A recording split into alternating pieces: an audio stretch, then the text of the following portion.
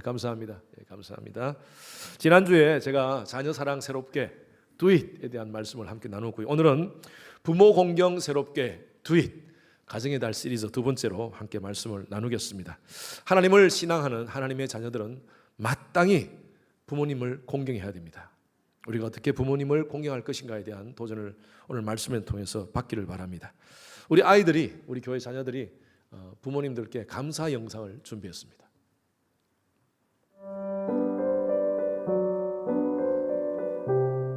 엄마 사랑해요.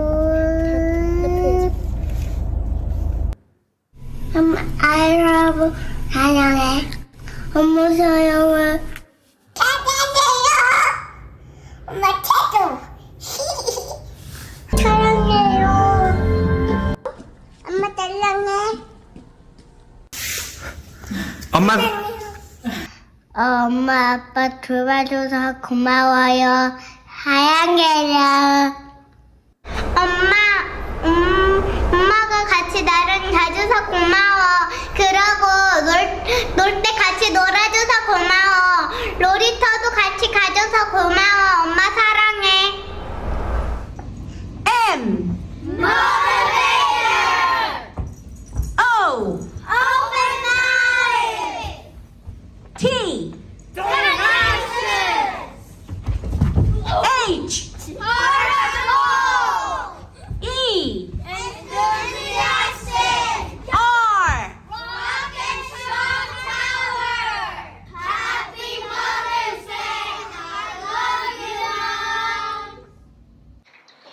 Hi, Mom.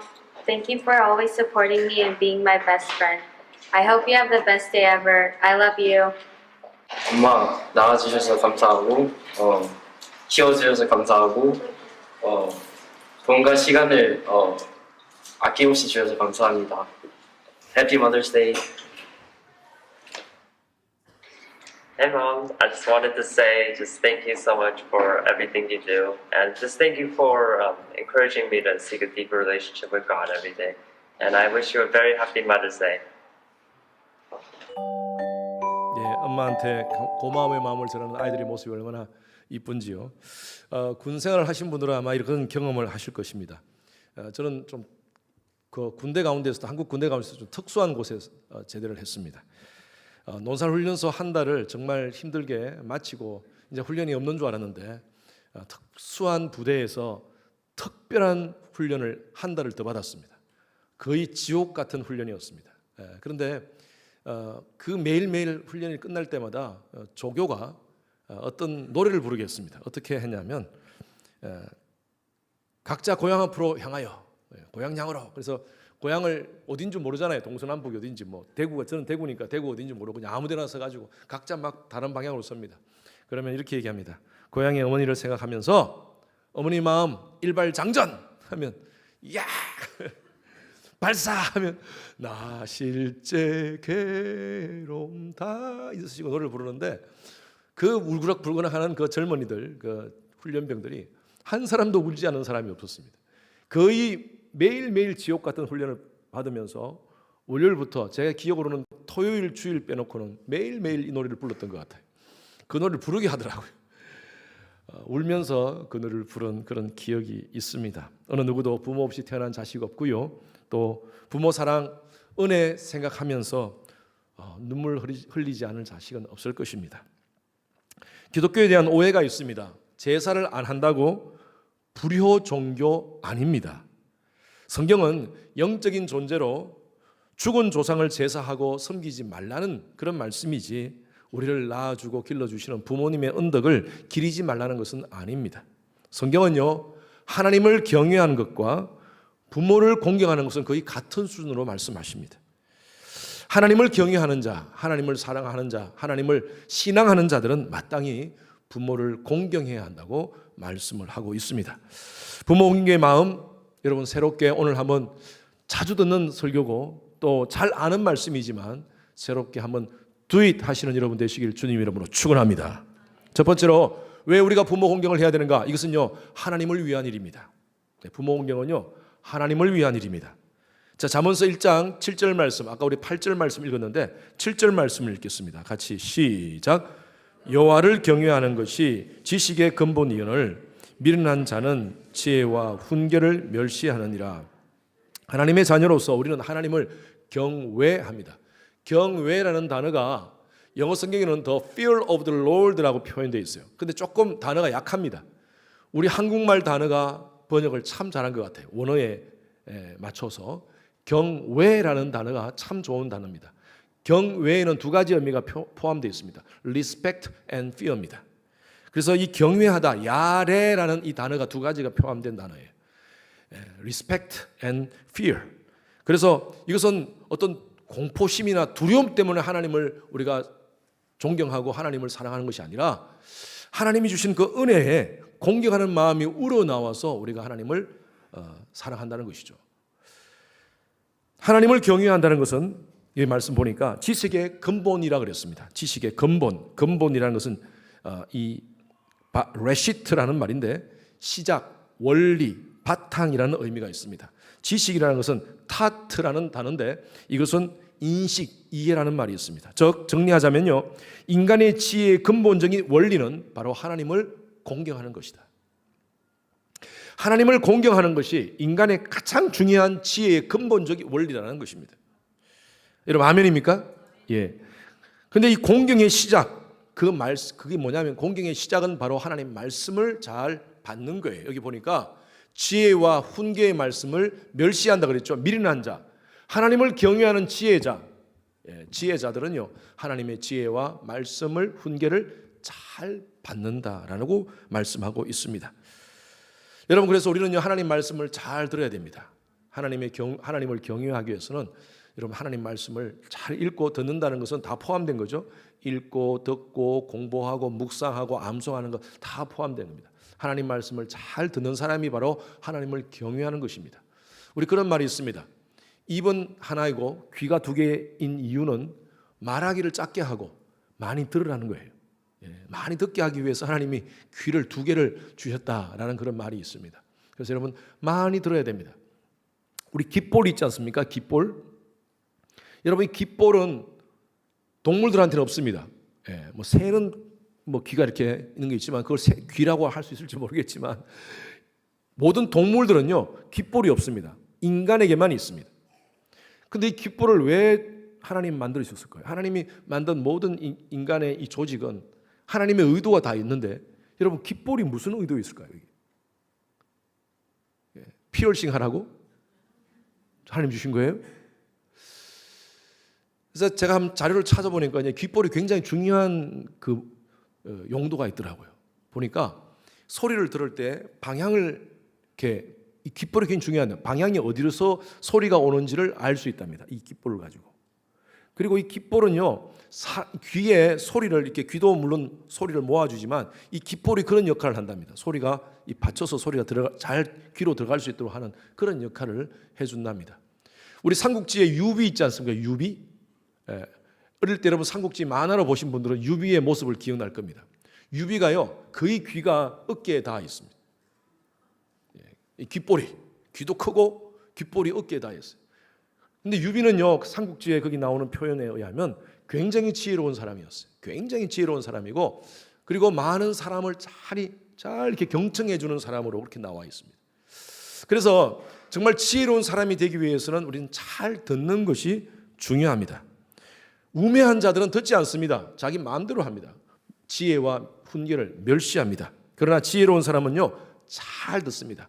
우린 저와 여러분들은 하나님의 자녀로서 하나님을 경외하는 자로서 하나님 말씀을 잘 듣는 여러분 되시기를 주님 이름으로 축원합니다.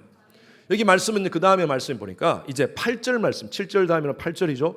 8절 말씀에 이어서 하시는 말씀이 이제 우리가 하나님을 경외하는 자로서 하나님 말씀을 잘 듣고 그리고 또 우리가 잘 들어야 될 존재가 있다는 것을 말씀하고 있습니다. 8절 시작. 내 아들아 내 아비의 훈계를 들으며 내 어미의 법을 떠나지 말라. 하나님에 대해서 말씀하시면서 하나님을 잘 경외하라는 말씀을 하시면서 하나님 말씀을 잘 듣는 자가 지혜자다라고 얘기하고 그 다음 아버지의 훈계 어머니의 법을 떠나지 말고 말씀을 잘 들으라고 말씀하고 있습니다. 이 말씀이 의미하는 것은 뭐냐? 바로 부모님의 말씀을 잘 듣는 사람이 바로 하나님 말씀을 잘 듣고 하나님을 경외하는 사람이라는 것이에요. 부모를 공경하는 것은 하나님을 경외하는 것과 관계가 있습니다. 왜 하나님의 백성들은 부모를 공경해야 되느냐? 그것이 바로 하나님 경외의 구체적인 실천이기 때문입니다. 두이시기 때문입니다. 참 요즘요, 부모들의 권위가 땅에 떨어질 대로 떨어졌어요. 그래서 특히 아버지 권위가 참 말이 아닌 것 같아요. 과거에만 해도 제가 어릴 때 그때 세대 때만 해도 아버지가 집에 들어오면서 하면요, 집에서 아이들이 막 시끄럽게 떠놀다가 아버지가 들어오면 조용해집니다. 네? 조용해져요. 그리고 엄마도 아빠 온다 조용해라 다 그랬어요. 근데 요즘 아버지가 하면 더 떠듭니다. 요즘 제가 책에서 봤는데 어떤 분이 몸이 좀 안 좋아가지고 좀 일찍 조퇴를 하셨답니다. 회사에 일찍 나오셨어요. 나오셔 오후에 일찍이 오후 1시 2시에 집에 와 있는데 너무 몸이 안 좋아서 이제 약을 먹고 감기약을 먹고 그 거실 소파에 이렇게 누워서 이렇게 자고 있는데 아들이 들어왔답니다. 중학교 아이가 문을 열고 들어와가지고 엄마를 부릅니다. 엄마 부르니까 이제 아무 인기적이 없잖아요. 그래 아빠가 이제 벌떡 일어난 거예요. 그 소리를 듣고 벌떡 일어나서 딱 아들을 쳐다보는데 눈이 딱 마주쳤는데 아들이 뭐라고 올라가냐면 아무도 없네 하면서 2층으로 올라가더래. 이게 아버지의 비애입니다. 아버지의 비애. 예? 가정에서 완전히 그냥 보이지 않는 존재로 그렇게 사는 것이 얼마나 참 안타까운지 모르겠습니다. 여러분, 하나님께서 우리 아버지 어머니를 공경하는 것은 이건 엄숙한 하나님의 명령이라는 것이죠. 에베소서 6장 2절 말씀 한번 보겠습니다. 6장 2절 말씀 다 같이 읽습니다. 시작. 내 아버지와 어머니를 공경하라. 이것은 약속이 있는 첫 계명이니. 자, 모세가 받은 두 돌판, 십계명 돌판이었습니다. 많은 성경학자들이, 물론 성경에는 그렇게 기록되지 않았지만 많은 성경학자들이 한쪽 돌판에는 1계명에서 4계명까지, 한쪽 돌판에는 5계명에서 10계명까지 기록되었을 것이다 라고 그렇게 해석을 합니다. 물론 성경 안에서 직접적인 그런 언급되는 건 없지만 이 말씀을 근거로 그렇게 얘기를 합니다. 오늘 말씀해 보니까 첫 계명이라고 그랬어요. 여러분, 10계명의 첫 계명은요, 하나님 외에 나 외에 다른 신을 내게 두지 말라는 계명 아닙니까? 그런데 약속 있는 첫 계명, 그러니까 한쪽 돌판의 첫 번째 계명은 하나님 외에 다른 신을 내게 두지 말라고, 그 다음 돌판의 첫 번째 계명이 바로 내 부모를 공경하라라는 것입니다. 그만큼 이 내 부모를 공경하라는 것은 여섯 번째가 뭡니까? 혹시 기억나십니까? 여섯 번째, 살인하지 말라예요. 살인하지 말라보다 더 소중한 것이 바로 내 부모를 공경하라라는 것입니다. 우리는요, 부모를 왜 공경해야 됩니까? 그냥 부모라는 이유 때문에 공경해야 됩니다. 이게 성경에서 말씀하시는 거예요. 부모가 무식하든 간에, 부모가 무능하다 하든지, 부모답지 못한 행동을 했다 하더라도 자식된 도리로서 부모를 공경하라고 성경은 말씀하고 있습니다. 여러분, 세상에 완벽한 사람이 어디 있겠습니까? 마찬가지로 완벽한 부모도 없습니다. 여러분 가운데 혹시 과거에 부모로부터 받은 상처를 가진 분들이 계실 겁니다.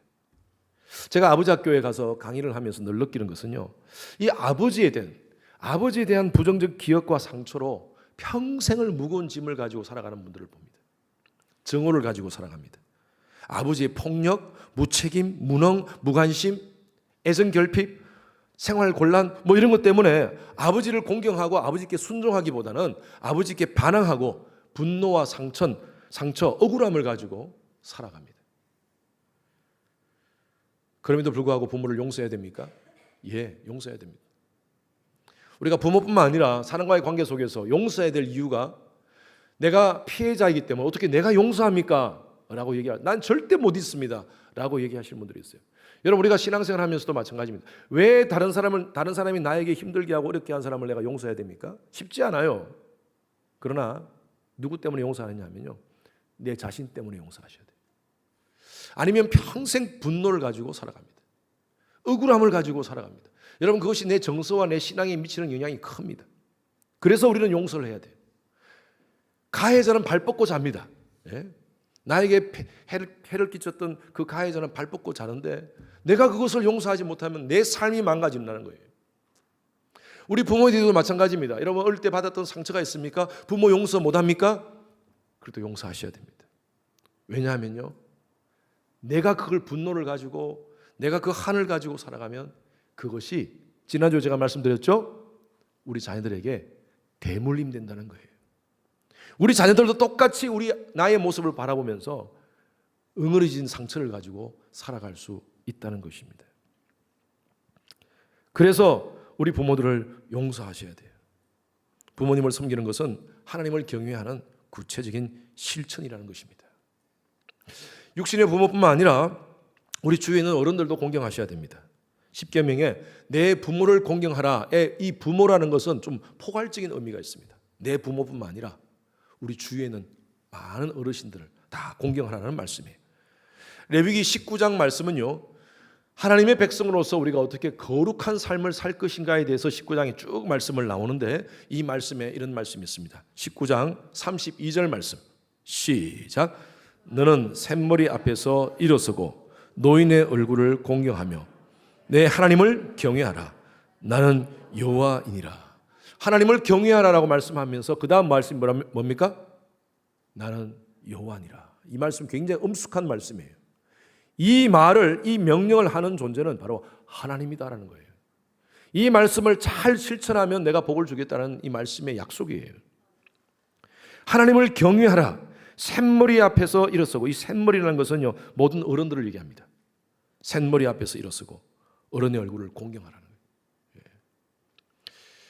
우리 아이들, 우리 교회 아이들 참 어른들을 참 잘 이렇게 인사도 잘하고, 제가 보니까 목사님이라서 그런지 애들이 다 나를 알고 인사를 잘해요. 그런데 오늘 아침에도 제가 이렇게 도서관 앞을 지나가는데 아이들이 문을 딱 여는데 아이들 쭉 앉아 있더라고요. 그래서 딱 쳐다보더니만 고개만 갖다 그러더라고요. 그래서 일어서 서서 인사해야지 목사님 왔는데 하면서 제가 훈련을 시켰어요. 그렇게도 되죠? 우리 부모님들? 저는 우리 교회 아이들이 제 자녀라고 생각하고 있으니까 훈련시켜야 돼요. 훈련. 미국에 사는 아이들은 모릅니다. 우리 보통 어릴 때 어르신들 이렇게 오면 방에 있다가 어르신들 오면 누워 있다가도 뻘떡 일어나지 않습니까? 근데 미국에서는 그 훈련을 안 시켜요. 우리 어른들 좀 그렇게 아이들한테 그런 훈련을 좀 시켰으면 좋겠어요. 어른들한테 격식을 차리는 것. 여기 공경하다라는 말이 히브리 킴베트라는 말인데 이 말의 어원은 뭐냐면요, 무겁다라는 의미예요. 어른을 공경하는데 어른을 대하는 자세가 무겁게 대해야 된다는 거. 함부로 대하지 말고. 우리 어르신들 여기 30년대, 40년대, 50년대 그때 태어나신 분들 정말 힘든 시간을 태어났습니다. 저만 해도 보릿고기를 몰라요. 그냥 얘기만 들었죠. 보릿고기를 모릅니다. 그런데 제 앞 세대 사람들은요, 보릿고기를 다 경험했어요. 보릿고기 무슨 말인지 아시죠? 봄에 먹을 것이 없는 거예요. 봄에 먹을 것이 없는 거예요. 그래가지고 소나무 껍질 먹고 그런 말 얘기 들었잖아요. 이게 보릿고기입니다. 한국 전쟁 참상 경험했습니다. 이산 가족의 아픔 경험했습니다. 경제 발전을 위해서 손발이 다닳도록 정말 열심히 고생한 세대가 바로 우리 어르신 세대. 자녀들 챙기면서 그렇게 사시느라 어떻게 하든 가정이 먹고 살기 위해서 당신 챙기지 못하셨어요. 그래서 여러분 우리가 어른들을 공경해야 되는 이유가, 우리 주위 어른들 다 우리가 캔베트 무겁게 여겨야 될 이유가 바로 그겁니다. 어른의 자격을 갖추었기 때문에 공경하나? 아닙니다. 어른이기 때문에 공경하는 거예요. 그게 기독교적인 마인드예요. 여러분 가정에서, 교회 안에서 우리 자녀들 한국의 좋은 예절을 가르치시길 바랍니다. 교회 안에서 연세 많으신 분들 배려하고 섬기는 그러한 것을 우리 자녀들에게 본을 보여주시는 여러분 되시기를 바랍니다. 참 이기적이고 삭막하고 각박한 시대입니다. 미국에서는 버스나 지하철을 탈 경우가 그렇게 많지 않습니다. 거의 없고요. 다시 오스틴 같은 경우는 지하철 탈 수도 없고 또 버스 타는 경우도 거의 없습니다. 근데 가끔 한국을 방문할 때 지하철을 타면 좀 아쉬울 때가 많아요. 분명히 거기에 보니까 노약자석 또 임산부석 이렇게 적혀 있지 않습니까? 그런데도 거기 젊은 애들이 앉아 있어요. 어린 아이들이 앉아 있어요. 학생들이 앉아 있어요. 귀에 이어폰 끄고 다 그냥 셀폰 보면서 그렇게 앉아 있는 거예요. 과거에는요, 버스에 학생이 이렇게 앉아 있는데 앞에 어르신이 서 있으면요, 주위에 있는 사람이 얘기해요. 학생, 앞에 어르신께 양보해야지. 그러면 뭐 억지로 일어나는 애들이 있었어요. 근데 요즘은 그렇게 얘기하는 사람도 없어요. 왜냐하면 애들이 요즘 무섭기 때문에. 특히 중학생들이 그렇게 무섭대요. 중2병에 걸린 아이들. 북한이 왜 남침을 못하느냐 하면 중2들 때문이에요. 중2들 때문에. 사춘기에 뭐 앞뒤 그냥 가릴 것 없는 아이들. 그냥 젊은 사람들한테 뭘 말 한마디 하는 것도 요즘 힘들어요. 지하철 폐륜남, 폐륜녀 이런 얘기 듣지 않습니까? 그런 사건들 안타깝습니다.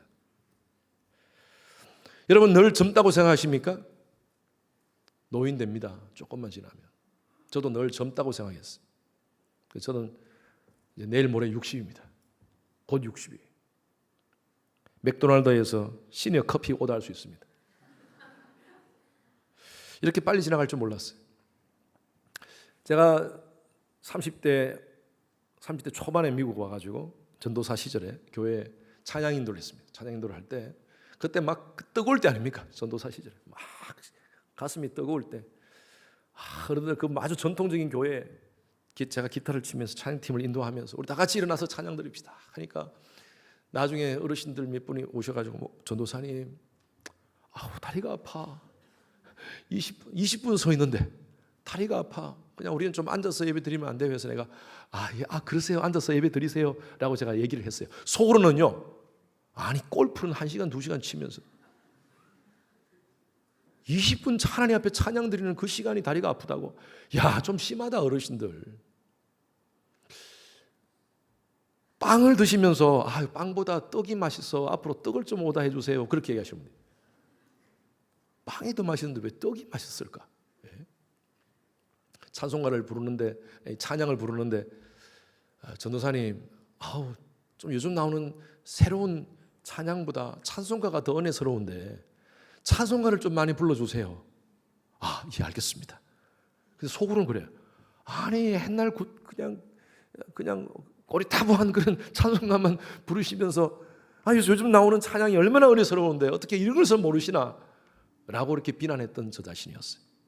그런데 제가요 50대 중반을 넘어서면서 제가 그거 깨달았어요. 서서 20분 찬양하는 거 힘들더라고요. 힘들어요. 뭐 2마일 3마일 뛰는 건 뛰는 수 있는데 서서 있는 게 힘들더라고요. 가만히 있는 게. 그리고 점점 빵보다 떡이 맛있어집니다. 그리고 왜 그런지 저도 뭐 요즘 나오는 찬송가 굉장히 찬양 많이 알고 있고 자주 부르는데 그런데 가끔 찬송가를 부르면 굉장히 은혜가 돼요. 그러면서 느꼈어요. 어른들의 마음이 바로 이거였구나. 그때는 왜 내가 비난을 했을까 하는 생각이 들었습니다. 제가 왜 이 말씀 드리냐 하면 여러분들도 노인 됩니다. 그래서 우리 어르신들 존중합시다.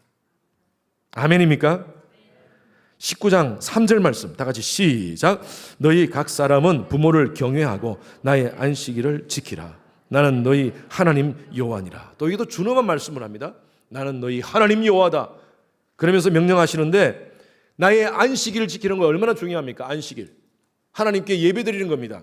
예배의 시간을 하나님께 드리는 거 얼마나 중요합니까? 그런데 그 전에 예배 드리기 전에 먼저 해야 될 게 있다는 거예요. 뭐예요? 부모 경외하라는 거예요.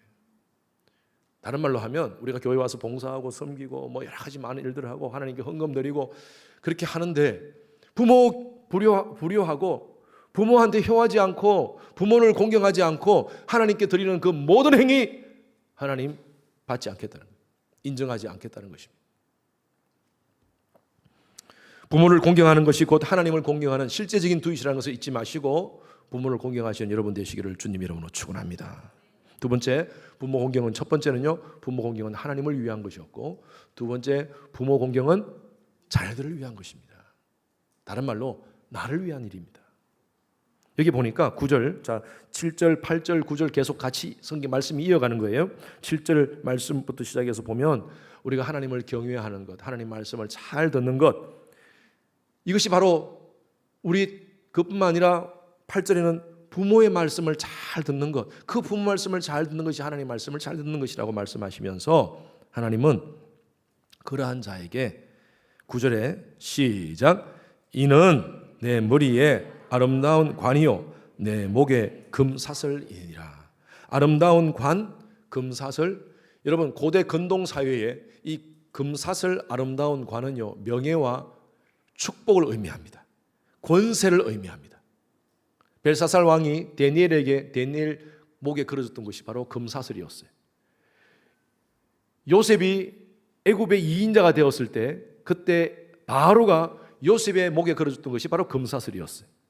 그만큼 이 금사슬은요 명예와 권력과 권세를 의미하는 거예요. 다른 말로 하면 하나님을 경외하고 부모를 잘 경외하는 자에게 하나님이 복 주시겠다는 거예요.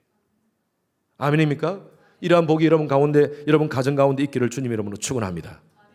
제가 지난주에 설교 때 말씀드렸다시피 우리 자녀들은요 우리가 하는 것을 그대로 다 카피합니다. 우리는 자녀들에 의해서 카피되어지고 있어요. 그래서 콩 심은 데 콩 나고 팥 심은 데 팥 나는 거예요. 콩 심은 데 절대 팥 나지 않습니다. 효를 심으면 효가 납니다. 불효를 심으면 불효가 나게 돼 있어요. 사람이 무엇이든지 심는 대로 그대로 거둔다는 말씀, 성경의 말씀 그대로입니다. 우리가 부모님께 불효하면 우리 자녀들도 우리에게 불효할 것이에요. 그럼 그 가문에 이 불효의 상처는 계속 대물림될 것입니다. 아까 제가 말씀드린 대로 부모에게 받은 상처와 억울함이 있습니까? 슬픔과 한스러움이 있습니까? 여러분 부모 일은요 하나님께 맡깁시다. 그리고 하나님 말씀을 순종함으로 우리 부모로부터 받았던 그 모든 상처, 저주, 아픔 우리 대에서 이 고리를 잘라버립시다. 아멘. 우리 자녀들한테는 좋은 순기능적 영향력을 끼치는 부모가 되었으면 좋겠어요. 우리 어릴 때 부모는 최고로 보이지 않습니까? 아버지가 하는 것 최고의 멋진 것 같고 어머니가 하는 것 최고의 멋진 것 같고 그런데 사춘기 청년기를 지나가면서 우리가 지식을 얻고 경험을 나름대로 쌓아가면서 부모의 행실에 대해서 비판하는 경우가 있습니다. 부모는요 능력으로 계산하는 대상이 아닙니다. 부모는요 지식 유무로 판단하는 대상이 아닙니다. 부모가 얼마큼 똑똑한가 안 똑똑한가, 똑똑한 부모이기 때문에 내가 공경하고 존경해야 되는가? 아닙니다. 부모가 얼마큼 나한테 잘해줬는가, 나한테 어떻게 대해줬는가, 그러한 것을 대가로 계산하는 대상이 아닙니다. 부모님은. 우리 부모님은요 말씀드린 대로 부모님이기 때문에 공경해야 돼요. 우리 부모 세대들, 여러분들의 부모 세대들 참 한국 역사 속에 힘들고 어려운 시기를 보내셨습니다. 일제강점기를 보내셨고 6.25 사변을 경험하셨고 또 최근에는 IMF를 경험했어요. 얼마나 많은 분들이 IMF 때 힘든 시간을 보냈습니까? 그런 상황 속에서 우리들을 위해서 희생하신 거예요. 당신들은 먹지 못하더라도 먹여주셨고요. 입지 못하더라도 입혀주셨고요. 배우지 못하더라도 자식들 어떻게 하든 공부시키기 위해서 허리띠 졸라 매시면서 그렇게 힘들게 사셨던 분들이었습니다. 우리가 생각하기에 그때 왜 엄마가 나한테 이렇게 안 해줬어? 왜 아빠가 나한테 이렇게 안 해줬어? 섭섭한 게 있을 거예요. 그런데 부모들은요 아마 우리에게 다 설명하지 못하는 피치 못할 사정이 있을 것입니다. 그 당시에는 최선을 다해 주셨을 것이에요. 제가 참 좋아하는 노래 가운데 김창완 씨가 부르는 산울림, 김창완 씨가 부르는 어머니와 고등을 하는 노래가 있습니다. 혹시 아세요? 모르는 분들을 위해서 기회만 있으면 노래를 부르려고 다 부르지 않겠습니다. 한밤중에 목이 말라 냉장고를 열어보니 어머니는 고등어를 구워주려 하셨나 보다. 어머님 코 고는 소리. 계속 여기까지만 하겠습니다. 짧은 노래고 아주 그냥 심플한 노래인데 굉장히 울림을 주는 노래입니다. 밤에 자다가 냉장고 열어보니까 두툼한 푸동푸동한 고등어가 있는 거예요. 아, 아침에 나에게 주시려구나 하는 그런 노래예요.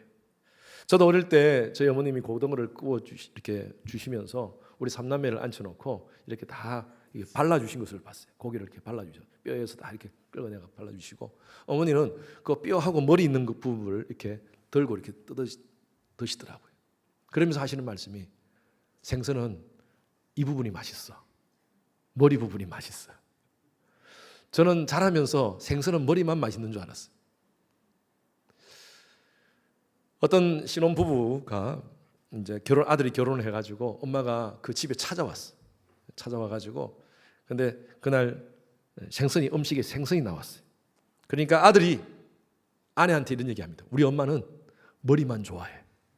그래가지고 머리를 짜크닥 잘라가지고 머리를 어머님께 드렸답니다. 여러분 정말 어머니는 머리만 좋아하시는가요? 생선 머리 맛있던가요? 제가 커서 먹어보니까 맛없더라고요. 왜 그랬을까요? 자식들 주기 위해서요. 자식들 주기 위해서. 근데 참 자녀들은 부모 마음을 몰라요. 예? 부모가 그렇게 말한 것 그게 단 줄 알고 부모 마음은 모르고 그렇게 하신 그 행동의 그 저희는 모르고 그냥 심플하게 생각하는 그런 자식들. 우리가 이민 와서 우리 부모님들하고 같이 계시는 우리 분들 계시지 않습니까? 야 아이들 너희들 힘들면 나한테 맡겨 괜찮아. 손자 손녀 보는 거 얼마나 좋습니까? 예? 여러분 그거 아십니까? 손자 손녀는요 올 때 좋고 갈 때는 더 좋답니다. 올 때 좋아요. 올 때 내 아니니까. 근데 갈 때는 더 좋아요. 왜 그럴까요? 여러분 가만히 서 있어도 힘들어요. 손발이 힘들어요. 힘든데 그 아이들 아들을 위해서 봐주는 게 그게 얼마나 고통스럽고 힘든지 모르겠어요. 육체적으로 힘든 거예요. 우리 자녀들은 좀 그걸 인정해 드렸으면 좋겠어요. 감사를 표하고 당연히 내 부모니까 뭐 내 자식 알아서 해 주셔야지 그게 아니에요. 효자가 효자를 낳는 것입니다. 아이들이 부모가 효도하는 것을 봐야 효도를 배우게 되는 것입니다. 우리가 효도하는 것을 보여주지 않으면 장차 우리도 효를 받을 수 없을 것입니다. 부모님 아프게 하면서 자식 잘 되게 바라지 맙시다. 효도의 때는 놓치면 안 됩니다. 왜냐하면 부모님들은 언제나 건강하시고 언제나 살아계시지 않기 때문입니다. 눈에 보이는 부모님 공경하지 못하면서 하나님 공경한다고 하나님 경외한다고 하지 마십시오. 거짓말일 수 있어요. 제가 이렇게 설교를 하지만 저도 설교 준비하면서 굉장히 고민을 많이 했습니다. 매년 제가 이 설교할 때마다 고통스럽습니다.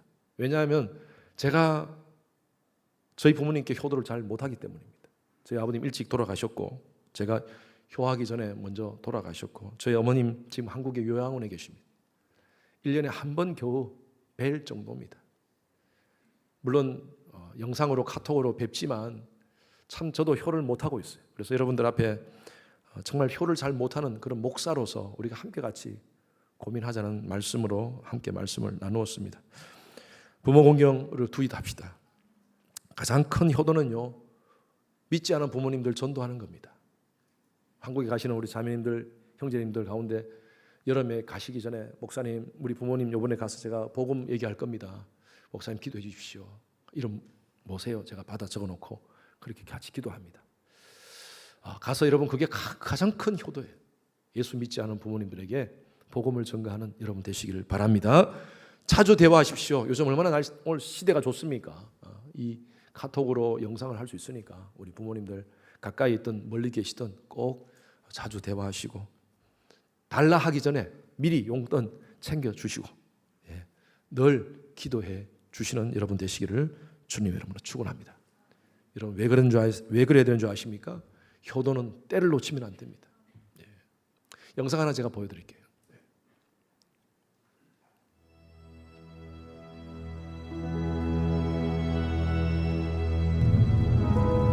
엄마라는 존재가 원래 걱정이 많지만 우리 엄마는 다른 엄마들보다 좀 심하셨다. 그 시작은 당뇨라고요? 아니 아직 중학생인데. 쉽게 말해서 아마도 내가 중3 올라가는 겨울방학 직전이었던 것 같다. 인슐린을 정상적으로 생성하지 못해. 앞으로 너한테 계속 필요한 거니까 대충 읽지 말고 꼼꼼하게 읽어. 응? 세훈아, 너 주사 맞아야지. 꼭 하고 있는데 잔소리 한마디를 더 하고 세훈아, 밥 먹어. 어머 잠깐. 깜빡했다. 몸에 안 좋은 거 알지?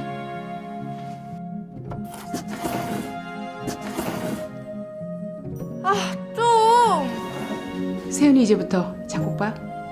못하게 하는 리스트가 늘어갔다.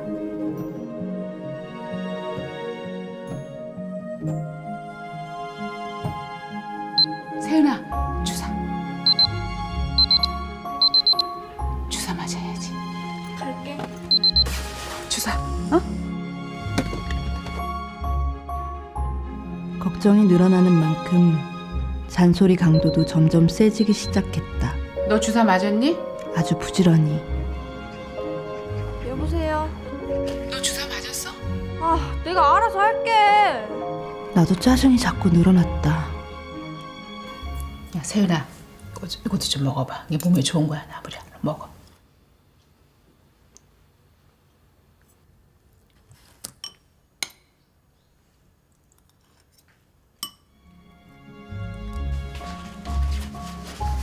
야 세윤아, 또 왜? 아니 너 주사 맞았나 싶어서.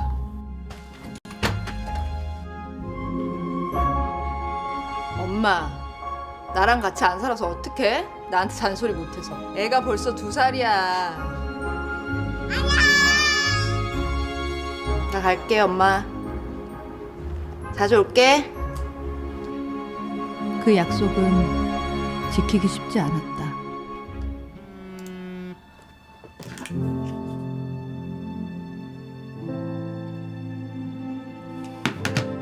독립하고 나서 업무에, 육아에, 다시 집안일. 친정 가는 일이 점점 줄어갔다. 엄마 잔소리도 줄어드는 것 같았지만 그건 기쁜 게 아니었다. 여보세요? 엄마가 전화 걸었잖아. 아유, 무슨 일 있어? 아니 내가 너한테 뭐 할 말이 있었는데. 아유 참 천천히 생각해봐. 생각이 안 나네. 아유 야 내가 요즘에 자꾸 깜빡깜빡해. 엄마는 얼마 전부터 기억을 잃어가고 있었다. 엄마의 시간은 뒤죽박죽 섞이더니 결국 멈춰버렸다. 안녕하세요. 박순희입니다. 들어가자.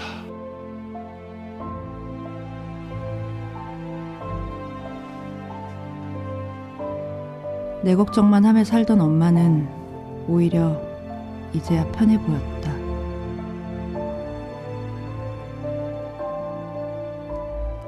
엄마, 이것 좀 먹어봐. 야, 세윤아, 이것도 좀 먹어봐. 이게 몸에 좋은 거야.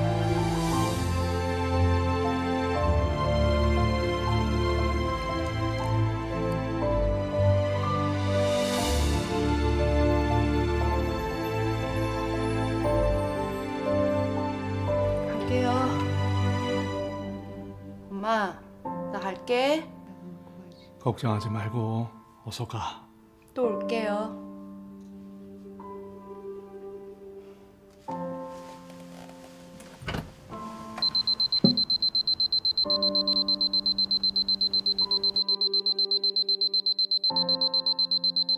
엄마, 나도 엄마를 영원히 기억할 거야. 건강하실 때 또 살아계실 때 효하신 여러분 되시길 바랍니다. 우리 매년 제가